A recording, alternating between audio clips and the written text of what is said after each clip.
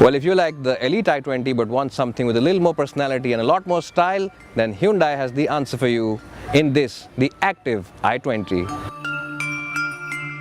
In terms of the styling, it seems Hyundai sent out the i20 to the gym, and the results are really very good.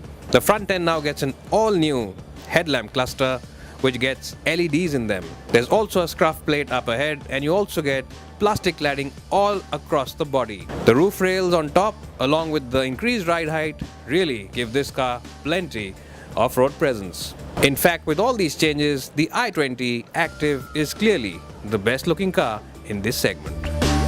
Well, being a compact crossover, that's how Hyundai is going to sell this car. It needs to be decent in boot capacity, and let's find out how big the boot on this car really is. Well, Hyundai haven't really played around with the boot area, and it's exactly the same amount as in the regular version of the car, so you get the same 285 liters of space. And the good thing is that it's a pretty wide opening, and it's a pretty wide boot also, and that means if you are an outdoor kind of person, if you love traveling and camping, or love to go out and play golf in, then this boot will take those camping bags or that big golf bag very easily without any fuss. And there's a bit of a loading lip, but it should not really be too much of an issue. On the plus side, there's very minimal suspension intrusion as well. So full marks to Hyundai for giving the Active i20 a generous and well-shaped boot. Well, so here I am now inside the Active i20's cabin, and the first thing you'll notice is that the interior is all black. There's no beige or brown combination like the regular version of the i20. You also get two colors for the seats. You get orange and black on this shade of brown which you're driving, and some other cars like silver get a shade of blue along with the dark black, and that means that this car feels a lot more premium and a lot more sporty than the regular car. Well, in terms of the ride height of the car, the suspension has been raised slightly, so that means you sit a little more higher than in the regular version of the car, and that gives you a more commanding view of the road ahead, just like a compact SUV. Well, in terms of the overall quality and ambience inside the cabin, Hyundai certainly seems to have upped their game, and the cabin really is very plush and has that trademark Hyundai feel-good factor associated with it. Well, here I am now inside the i20 Active's rear seats, and in terms of leg room, it's exactly the same as the regular car. Headroom is the same as well, and my height for reference is 5'10", and I have a good amount of place over here. On the plus side, this car gets AC vents at the back, and the transmission tunnel at the back is also very, very low, so that means whoever's going to sit here in the middle has plenty of place to stretch his feet at. And in terms of quality, it really is up there with the best. So here I am now driving the i20 Active, and this car of course comes with the same set of engines, the same petrol 1.2 and the same 1.4 litre diesel. We've got the diesel at the moment with us, and to be honest, this is the engine you should go for because it has a lot of punch and a very solid mid-range, and that along with its supremely refined nature and the high fuel efficiency makes it a better bet. And I have to say that I'm very impressed with the stiffened up suspension on this car.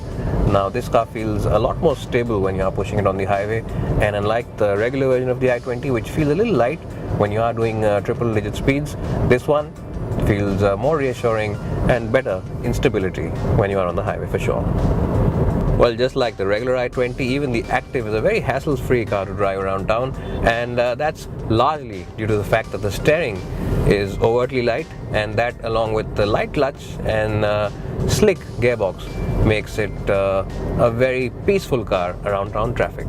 Well, even though Hyundai have stiffened up the suspension slightly, this car still feels very comfortable when you are maneuvering it around bad quality roads, and that really goes to show you the amount of engineering Hyundai engineers have put into this car.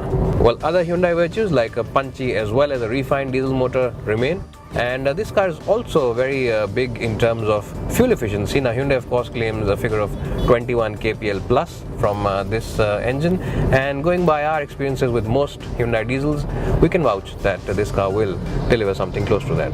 Well, the 6-speed gearbox on this car gives it the edge over the Toyota Etios Cross as well as the VW Cross Polo, and that is because those cars come with only a 5-speed unit, Well, the other plus point of this engine, of course, is the fact that it's a very, very punchy motor, and especially around that mid-range, around 2000 to 4000 RPM, there's a lot of power and a lot of torque available, and all you need to do is just slot it one gear down. So if you want that brisk acceleration maneuver, all you need to do is just slot it into maybe third gear or second gear, depending on the speed, and the i20 Active really takes off.